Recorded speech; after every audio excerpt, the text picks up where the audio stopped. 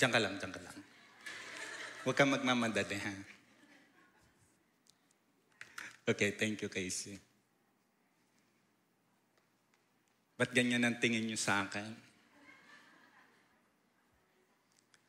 I got this umbrella.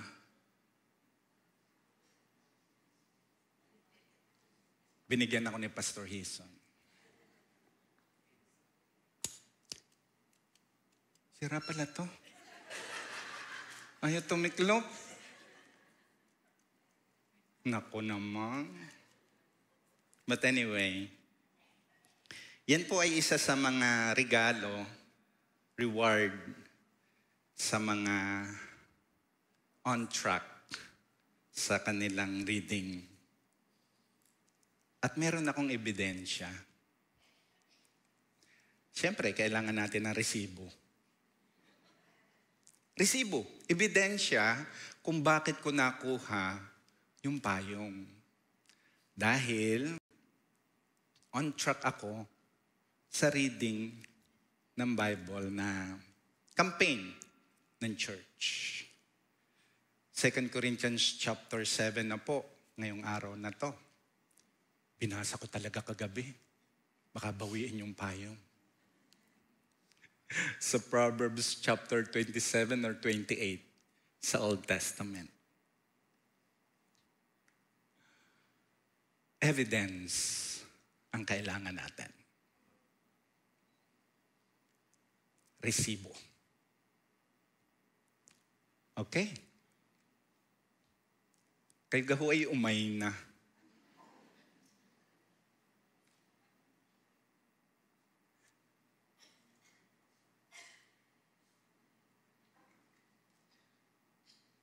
Ang bansa po natin ay flooded by the news that all of us were shocked. Na-shock tayo no? Sa sitwasyon na nangyayari kung paano po yung budget ng bansa natin ay inaprubahan at na-allocate sa mga project na sana ay napapakinabangan natin. Siguro naman po aware kayong lahat sa news update. Sabi nga po ni Chief Justice, former Chief Justice C.J. Sereno, we all have the constitutional right to know everything and what is happening in our government because the Constitution itself was made to protect our rights bilang Pilipino. Naisuot ko litong barong na to, hindi po ako congressman. At wala akong balak tumakbo sa pagiging congressman. Kaya wag po kayong lalapit sa akin para humingi ng kung anuman. Kung ang mainstream of news ay binaha ng mga balita, hindi naman pahuhuli ang social media. Kung kilala nyo po yan, napadaan po sa wall ko, binasa ko. And it caught my attention kasi may punto ang kanyang sinasabi. Hindi ko po siya kilala, pero binasa ko yung kanyang sinulat. Hindi ko na po babasahing lahat. Ini-highlight ko lang po yung ibang mga gusto kong bigyan ng diin. The Philippines love to call itself special, the only Christian nation in Asia, a country proud of its faith, its prayers, its Sunday masses, filled to the doors. Yet it is all ranked among the most corrupt nation in the region. That is no accident. It is the story of faith loudly believed but poorly practiced. Ouch. Tinamaan ako.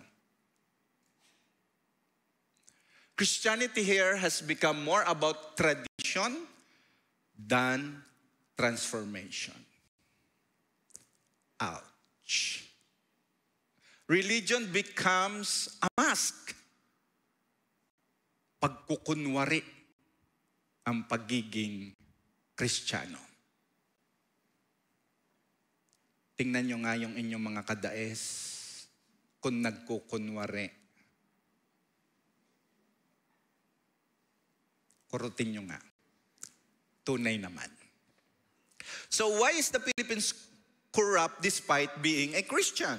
Sabi niya po, because Christianity here is practiced as ritual, not as life. As ritual and not as life. As show, not heart. Oh, it hurts.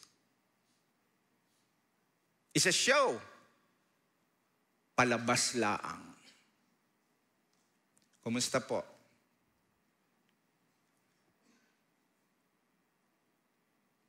It is something done inside the church, not outside.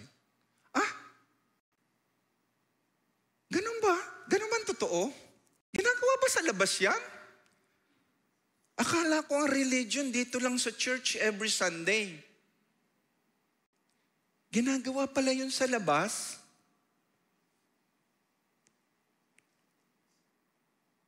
Leaders pray but they do not practice forgiveness without responsibility.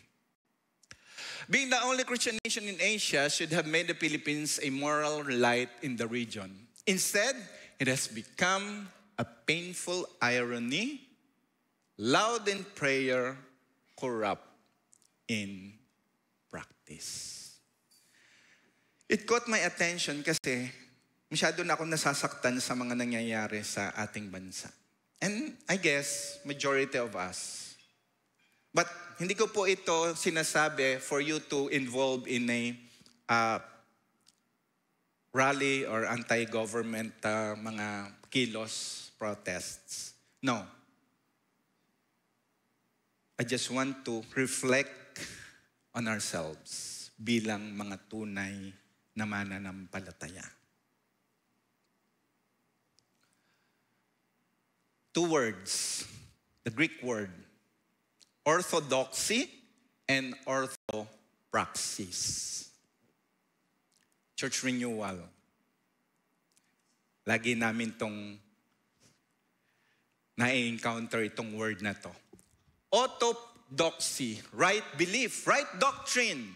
And kaya nga ganito ang ginagawa nating pag-aaral ng salita ng Diyos. Diba? Sermon series in a book, in a Bible, and then we learn from it and know sinabi ni Pastor Hison, the context. Because we want to know the right doctrine, the right belief, and that is orthodoxy. Sabihin nga po natin, orthodoxy. Kasi malamig ang panahon, baka natutulog kayo. Bibigyan ko kayo ng permisong kurutin yung inyong katabi pag natutulog. The other one is orthopraxy or orthopraxis, the right living. Ang pagsasakatuparan ng mga natututunan nating katotohanan mula sa salita ng Diyos. So remember that words. The orthodoxy and the orthopraxis. In James 1:22, be doers of the word and not hearers only, deceiving ourselves. Huwag tayong padaya daw sa ating sarili. Let us be doers of the authentic gospel.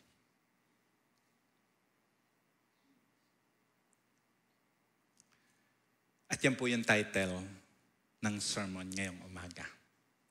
The evidences of the authentic gospel. Kaya ako nagkaroon ng payong dahil meron akong ebidensya.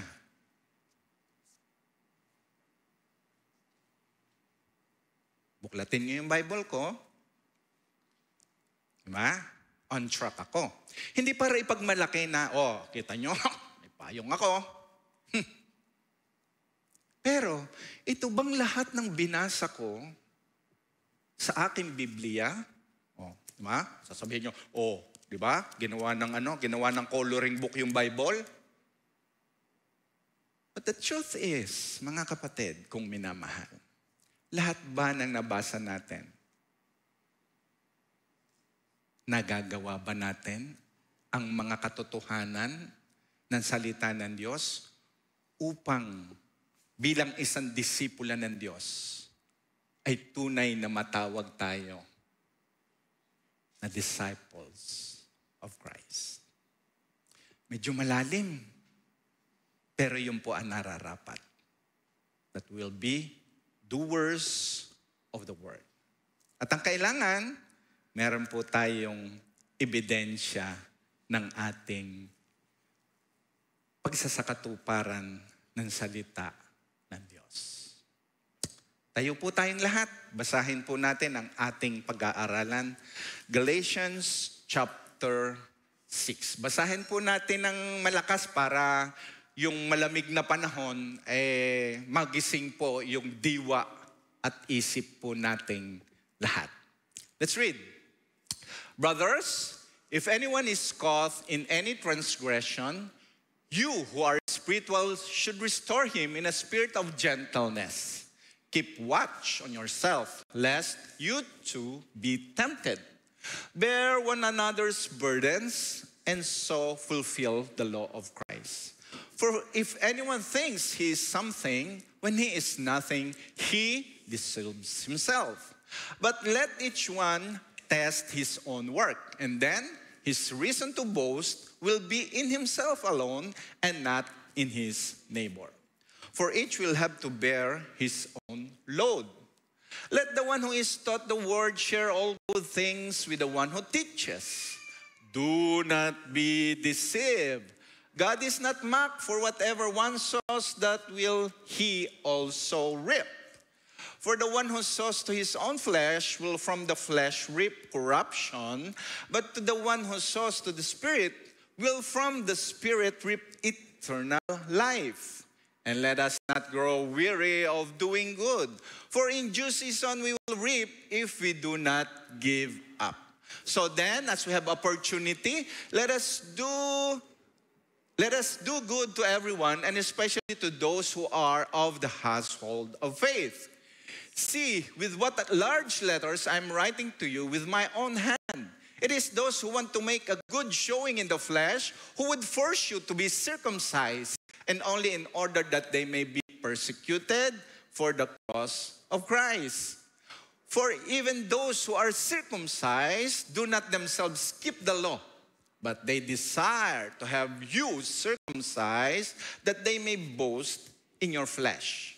But far be it from me to boast, except in the cross of our Lord Jesus Christ, by which the world has been crucified to me, and I to the world. For neither circumcision counts for anything, nor uncircumcision, but a new creation. And for all who walk by this rule, peace and mercy be upon them and upon the Israel of God. From now on, let us one cause me trouble, for I bear on my body the marks of Jesus. The grace of our Lord Jesus Christ be with your spirit. Tayo po'y manalangin. Heavenly Father, we thank you, Lord, for your word. Totoo po na ang layunin mo ay maging totoo kami sa amin pong paglakad bilang tunay na disipulo. Tulungan mo po kami. Help us to know the truth and even the evidences in our lives to proclaim your authentic gospel. We honor you in Jesus' name. Amen. Thank you po. Pwede na po tayong maupo. So, kumusta po, mga kapatid? This is the last chapter ng book of Galatians. So, reviewin po natin from chapter 1 para dun sa mga naka-absent o nga ngayon lang po naka-attend, at least may idea po kaya ng context ng Galatians, book of Galatians. Chapter 1, contend for the true gospel. By Pastor JJ, siya po ay nag-preach niyan. Dito po, Paul defends the divine origin of his gospel and his authority as an apostle. Ipinagdiining niya that he received his message not from man, but by direct revelation from Jesus Christ. He expresses his astonishment and anger sa mga taga-Galatia na quickly deserting the true gospel for a distorted one. Galit na galit si Pablo. Bakit na alam nyo na ang katotohanan para bagang gusto nyo pang maniwala sa hindi tunay na gospel. And that is why the title of our series, Authentic Gospel. At sabi pa niya, accursed on anyone who preaches a different message. Ganong kabold si Pablo. Ganyan siya katapang magsalita. Kakatakot. Para lamang sa totoong mensahe ng salita ng Diyos. Kaya, bubusin na po ako. Kapag medyo nasasaktan tayo sa katotohanan na nahahayag, kapag ang mga pastor, elders ay nagtuturo dito sa harapan, ano kayang nasa isip natin? Naku, di na ako a-attend sa church na are. Pinatatamaan naman ako ng mga kalbong yan. Pakinig ko yung Pastor Hison, bakit daw mga? Because that's the truth.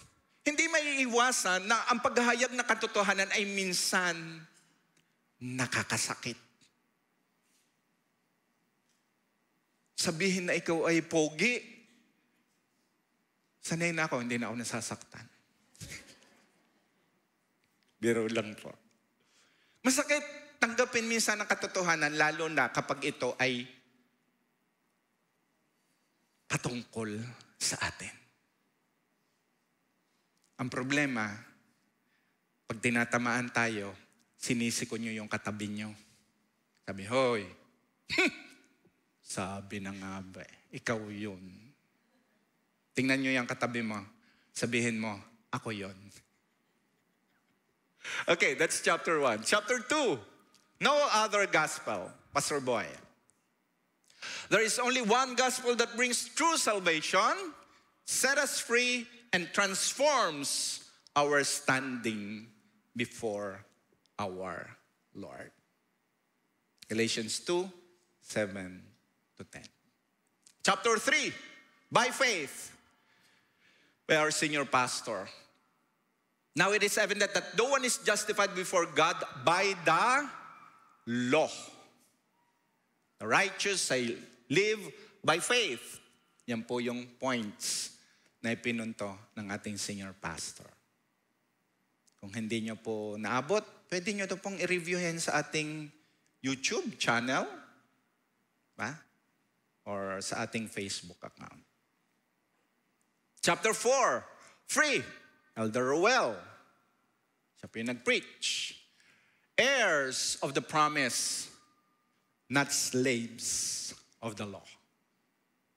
Sabi sa Galatians 4, and because you are sons, God has sent the Spirit of His Son into our hearts, crying, Abba, Father. So, you're no longer a slave. Hindi na tayo alipin, pinalaya tayo, at dahil doon sa ginawa ng Panginoong Jesucristo, inadapt tayo at naging tagapagmana. The spiritual blessings that God set before us.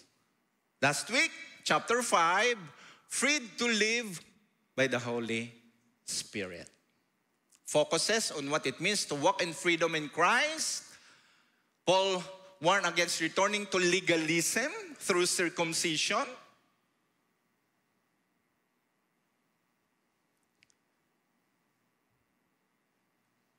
bumabalik doon sa katuruan na patungkol doon sa batas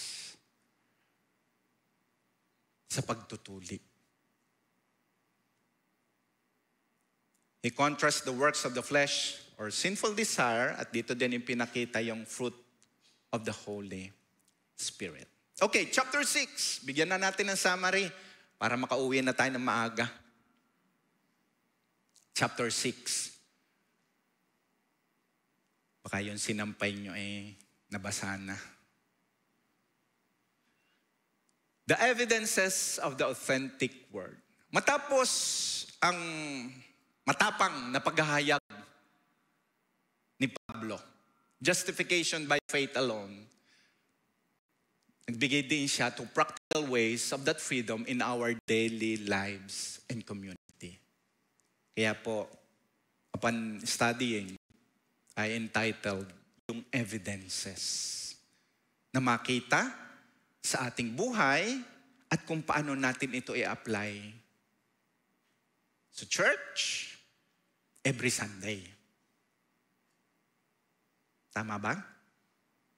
Every Sunday? Ilang araw kayo sa church? Hindi nga isang araw. 2 oras. Inip na inip pa. Late pang dumating. At hindi pa tapos ang benediksyon. Ay pati ka rin na pababa.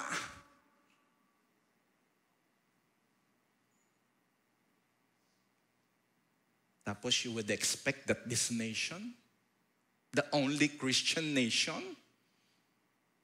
will really walk sa layunin ng Diyos? Kung ako, na mananampalataya sa ating disiplina, in our discipline, in our Christian journey, in our Christian life, ay hindi natin magawa. Quote and quote, how much more those people in the government na walang takot sa Diyos. It should start.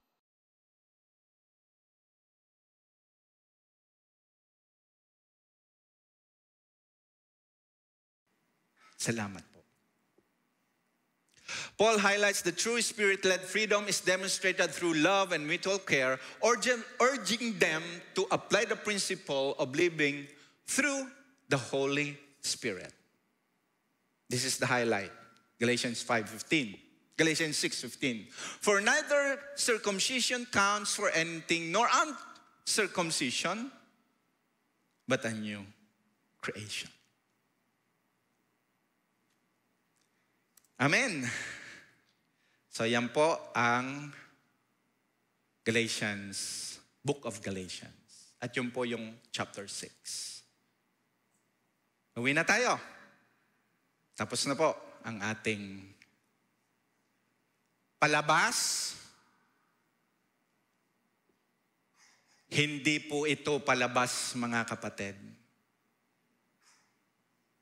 Inilalabas natin ang magaganda nating damit tuwing Sunday, nag-church tayo.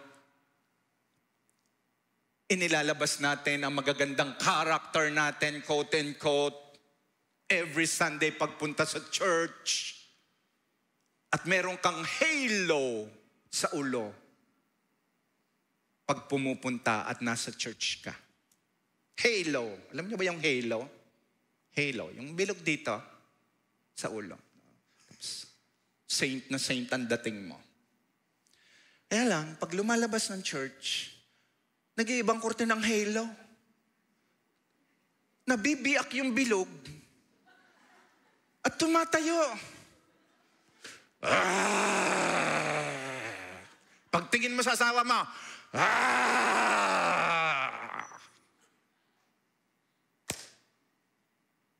palabas? I guess not.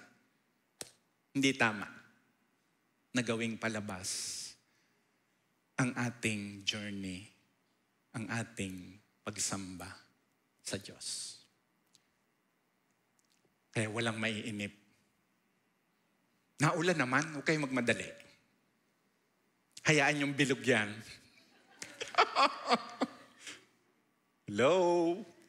Kaya paglabas natin, dapat lahat tayo nakaganyan. Mamaya. Ay, mauna ka na sa merienda, kapatid. Mauna ka na. Ubusin mo yan. Gusto mo pa ng isa? Ibibigay ko ng akin sa iyo. Sa isang linggo'y wala ka. Okay. Discuss po natin, chapter 6. Evidences of the authentic gospel. The authentic gospel is evident through the gracious community of believers. Uy, hinahanap nilang kanilang sarili. Nasaan ka ako doon? Ayun lang, oh. May resibo, may ebidensya. Mattend ka sa family camp. So, wag pong mag-alala yung mga wala dyan. Next, pag-ipunan nyo po. So, 20, kailan, Pastor Houston, next family camp natin? 2027. Mag-ipon po kayo. Yan. Kasama po tayo dyan. Authentic gospel is evident through the gracious community of believers. And that is by restoration over condemnation. Bakit? Sabi doon, brothers, if anyone is caught in any transgression, you who are spiritual should restore him in a spirit of gentleness. Keep watch on yourself, lest you too be tempted. Gusto kong kuhanin sa NLT. Sabi doon kasi brothers lang eh. Sabi doon sa ESB, sabi, mga lalaki lang naman yan. NLT, tingnan natin. Brothers and sisters, if another believer is overcome by sin. Mga kapatid, sino po ba ditong hindi na nagkakasala? All of us. Nagkakasala tayo. Though we confess that we are a true believer of Christ, yet we still commit sin. Because we are still here in our flesh, in the sinful nature ng flesh natin. At alam natin that we are on the stage ng ating spiritual journey. Saan tayo? Doon sa tinatawag na sanctification stage.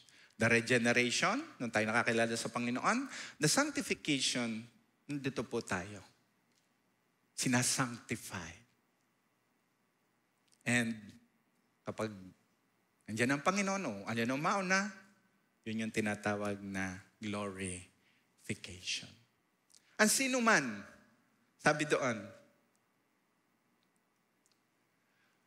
ang sino man nagkakasala, ang sino man, sabi sa Tagalog, ang sino man sa inyo ang mahulog sa pagkakasala. So ito'y paalaala sa ating lahat. That all of us prone na magkasala sa paharapan ng Panginoon. At ano ang paalala? You who are spiritual should restore him in a spirit of gentleness. Sino yung tinatawag na spiritual dito? Ang spiritual ba na sinasabi ay yung regular kang umaattend ng Sunday worship service? Napaka-spiritual niyan. Nauna pa yan kay Pastor Hison. Lagi yung present sa prayer meeting. Hindi yan uma-absent. Di ba? Sa growth group, lagi yung present. Yung ba yung spiritual?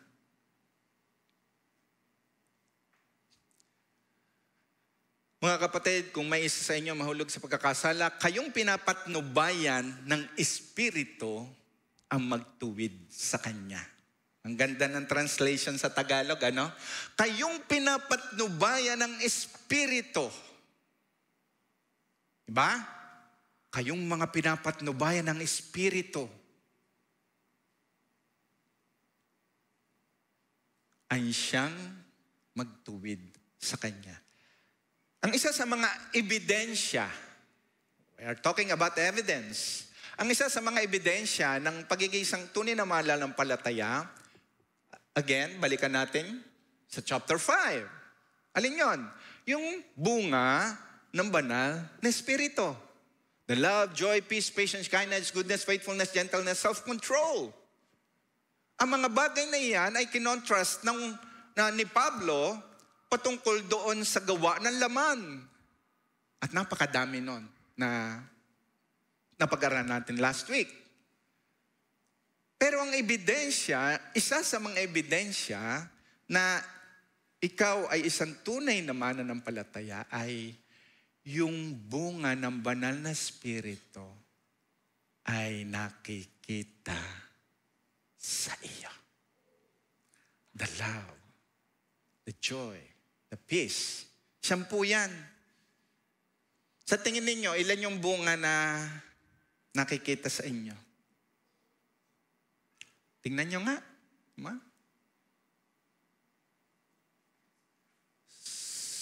Siguro sa akin, sasabihin nyo yung self-control. Pero gigil na gigil ka na.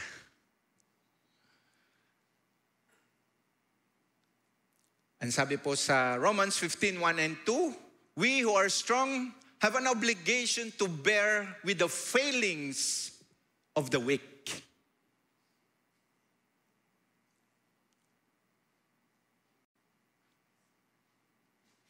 And not to please ourselves. Let each of us please his neighbor for his good, to build him up. An obligation to bear with the failings of the weak. Ang mga nahuhulog sa pagkakasala ay tulungan. And what is the purpose? Anong layunin? For restoration. For restoration. The Greek word is katartizo. Mending a broken bone or repairing a net. And the goal is healing and reconciliation. Not punishment. And for the knowledge, for the information ng church, we are doing a disciplinary action sa church. Gumagawa tayo ng disciplinary action. Dahil nagpabaptize kayo, i-declare ninyo in public, sa harap ng mga mananampalataya na kayo ay susunod sa Panginoon at nagkasala. Those who are spiritual ay pinapaalalahanan to restore. Dinidisiplina natin. Kung nagmi-minister dito sa harapan, hindi muna natin pinapag-minister. Dinidisiplina. At during that period of time of discipline, ipinapanalangin, tuloy-tuloy sa kanyang paglago sa spiritual, at kapag nagawa yon, nire-restore po.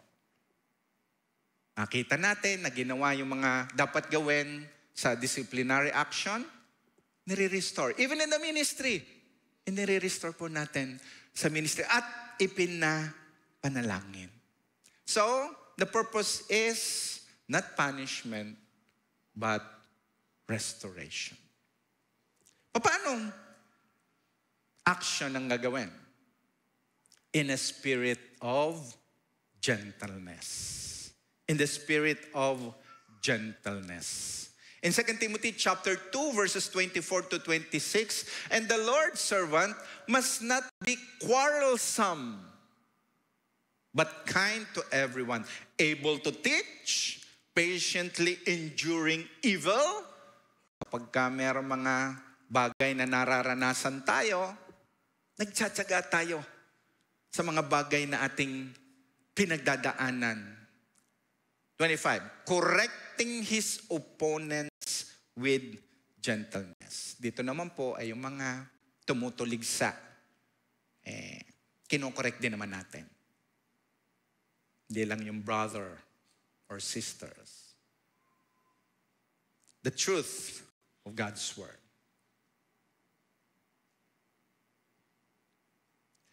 1 Corinthians 10:12, sabi doon, therefore, let anyone who thinks that he stands take heed lest he fall. Bakit? Because we have to keep watch on yourself, lest you too be tempted. Tignan din naman natin ang sarili natin. Makakihanap tayo, kikihanap ng mga nag-fall sa pagkakasala, pero tingnan natin ang ating sarili. Examine ourselves sa ating journey. Kaya't mag-ingat ang sinuman, nag-aakalang siya'y nakatayo at baka siya ay mabuwal.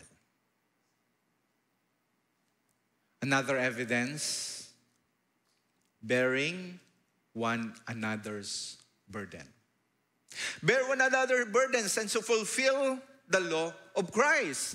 In Galatians 5:13, last week, nabanggit po ito, sabi doon, for you were not called to freedom, brothers. Only do not use your freedom as an opportunity for the flesh, but through love, serve one another.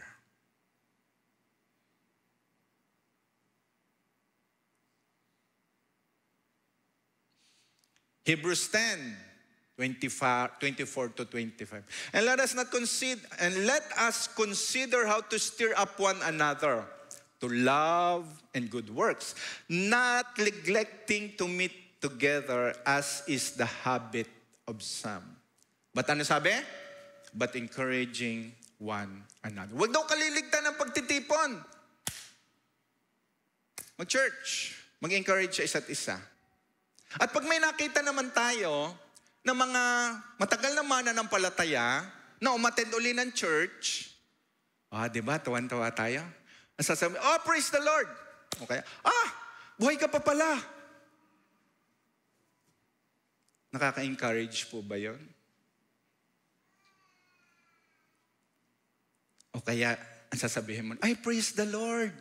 Salamat naman at nakita tayo muli. Buhay ka pa pala. Okay na sana, no? No. Let us encourage one another. Kapag may nakita tayo, hindi natin alam ang pinagdaanan at pinagdadaanan nila. Better yet, talk to them. Salamat. Muli ka narito. Pray tayo. Mapag-pray kita. Diba mas nakaka-encourage yun? To bear one another's burdens. Ayan. Ang inyong mga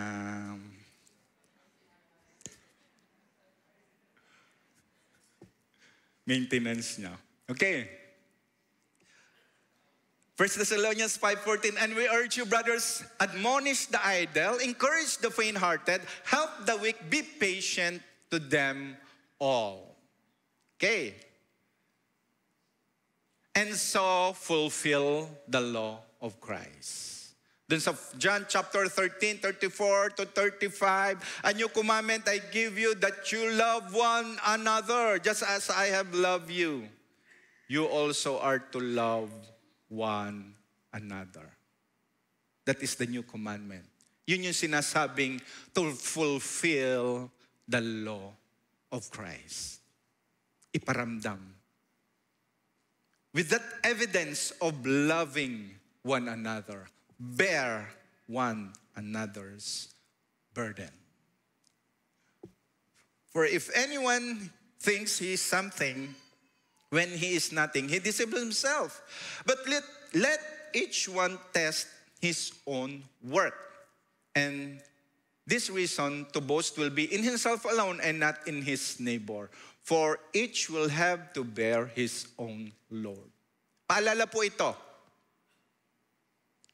Sa pride of thinking you are something when you are nothing.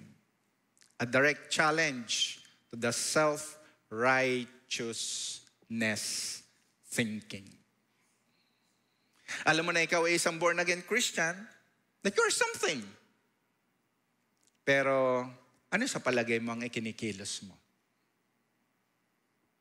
Meron bang ebidensya ng pagiging tunay na mananampalataya? It is a reminder of a self-examination sa ating sarili. Examine.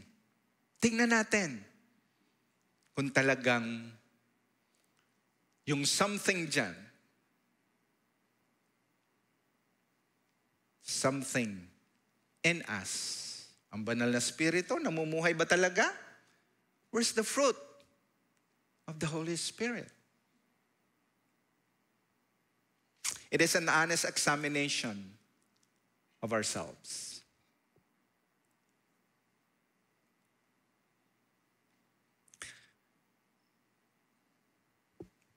Doon po sa verse 2 and verse 5, sabi doon, bear one another's burdens. And it's a church accountability. Or, sa mas maliit na konteksto, sa discipleship practice. Ang discipleship po ay hindi lamang po ito puro lesson. It is a life-to-life na ginagawa natin. Journey sa ating dinidisciple. Bear one another burdens. At dito na po sa verse 5, I bear his own load, for each will have to bear his own load. Ito naman po yung personal accountability po natin sa Panginoon. Number 2, the authentic gospel is evident through the authentic character of a believer. Kilala niyo siya? Actually, hindi ko siya kilala. Hindi ko siya kilala. Pero nakot yung attention ko sa tapang ng kanyang, sinearch ko kung ano yung profile ng batang ito. 31 years old. Sinong 31 dito? 1931. Okay. Si Charlie Kirk. 31 years old, binarel dahil sa, sabi nga, conservative activist. Nako, member pa naman tayo ng conservative Baptist. Pero, his stand about the gender preferences, the abortion, napaka-loud niya to speak the truth about these things. At may mga hindi natutuwa. Racist daw, o kaya judgmental. So, but anyway, pero kung inyong titingnan ang karakter ni Pablo, kung paano siya magturo, di ba? Ganun din. Sabi nga doon sa chapter 5, sa Tagalog ko babasahin. Mga kapatid, kung talagang nangangaral pa ako na kailangan ang pagtutuli, hindi ba ako inuusig hanggang ngayon? Kung iyo'y totoo, hindi na sana nila ikinagagalit ang aking pangangaral tungkol sa pagkamatay ng Panginoong Hesukristo sa krus. At ang nanggugulo sa inyo, sabi ni Pablo, ay huwag lamang patuli. Ganito katapang si Pablo. Ang mga nanggugulo, huwag lamang patuli. Ano sabi niya? Kundi tuluyan na nilang putulan ang sarili nila. Ano? The authentic character ng isang mananampalataya. I'm not saying na gayahin natin si Kirk. I'm saying kung ano yung authentic character natin, how we share the Word of God, let's do it. Gawin po natin iyon. Authentic gospel produces authentic disciples. Let the one who is taught the word share all good things with the one who teaches. Sabi ko, bakit bakit naisingit ito ni Pablo itong phrase na to or sentence na to? Sabi niya, let the one who is taught the word, share all good things with the one who teaches. Dahil gusto ni Pablo na ipakita ng mga tunay na mananampalataya, the evidence na sila ay binago ng salita ng Diyos. Because this world teaches us how to have more, and more. At itinuturo ni Pablo na share the good things sa mga nagtuturo, sa mga pastors ng GCF. But again, I can say that our pastors here are receiving a blessing from the church. They are so blessed. Kaya patuloy nyo pa rin silang ipanalangin. At if you are convicted, share good things. Sasabihin ko, all good things. Mga mabubuting bagay. Hindi lang naman yan sa mga material. Sabihin nyo, Pastor, ang pogi nyo ngayon.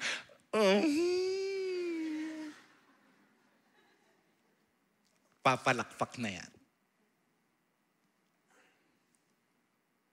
Do not be deceived. God is not mocked, for whatever he sows, that he will also reap. For the one who will sows for his own flesh will from the flesh reap corruption. But the one who sows the Spirit will from the Spirit reap eternal life.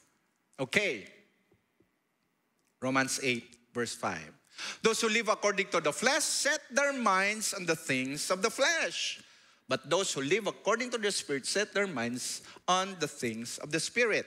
The context, dahil nga ang pinag-uusapan ay kapatungkol doon sa law, namumuhay pa ba tayo doon sa law o doon sa flesh? Na sinasabi, magpa-circumcise ka para ikaw ay tunay na mananampalataya. Sabi ng mga Judaizers. Sabi ni Pablo, hindi na kailangan. Sapagkat ang ginawa ni Kristo doon sa krus, ay siya nagbigay ng panibagong pagkatao sa atin sa pamamagitan ng ating pananampalataya sa Kanya. And let us not grow weary of doing good, for in due season we will reap if we do not give up. Huwag tayong mapagod. Huwag tayong mapagod na gumawa ng mabuti. Sapagkat may mga tao na hindi rin napapagod na gumawa ng masama.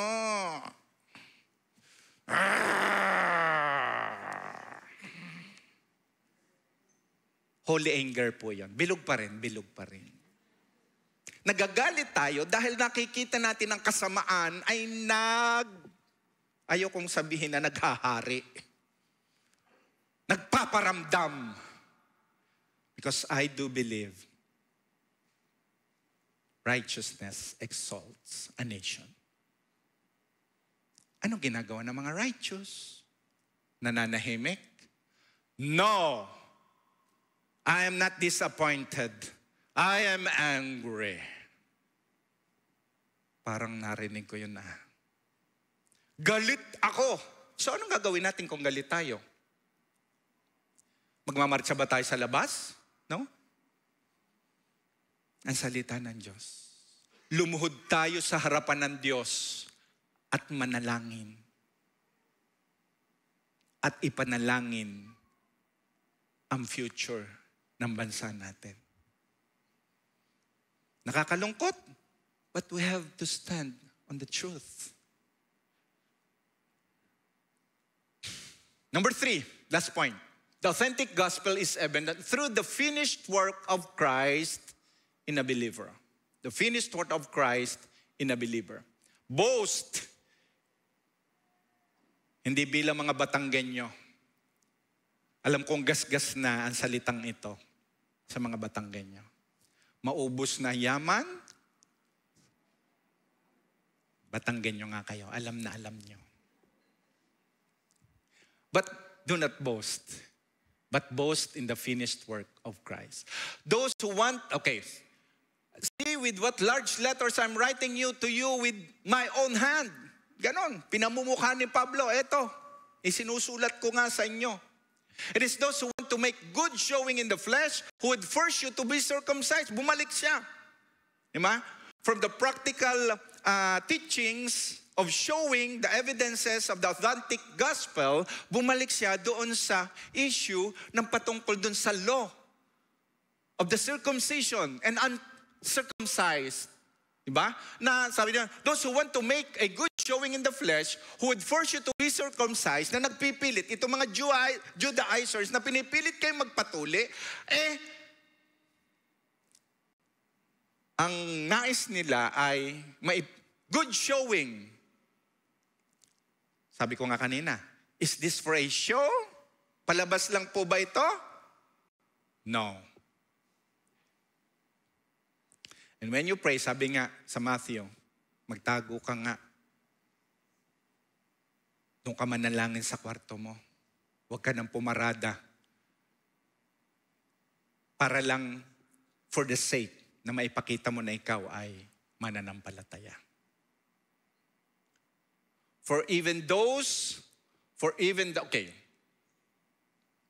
Sabi lang, but far be it from me to boast, except in the cross of our Lord Jesus Christ. But whatever gain I had, I count it as loss for the sake of Christ. Indeed, I count everything as loss because of the surpassing worth of knowing Christ, Jesus my Lord. For His sake I have suffered the loss of all things and count them as rubbish in order that I may gain Christ. Ganon ang ginawa ni Apostol Pablo. Na hindi mataas ang kanyang sarili kung hindi ang Panginoong Jesus.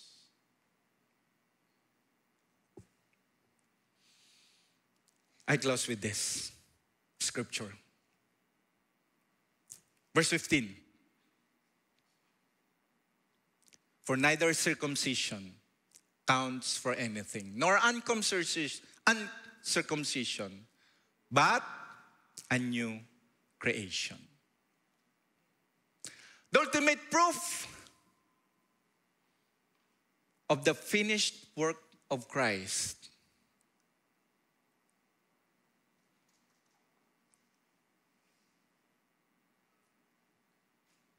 is the new creation. Binago na ba talaga tayo ng Panginoon? 2 Corinthians 5, verse 17. Therefore, if anyone is in Christ, he is a new creation. The old has passed. Behold, the new has come. Ano po yung ebidensya natin bilang mga mananampalataya? What are the evidences of the authentic gospel in our lives? Huwag po tayong mahiya.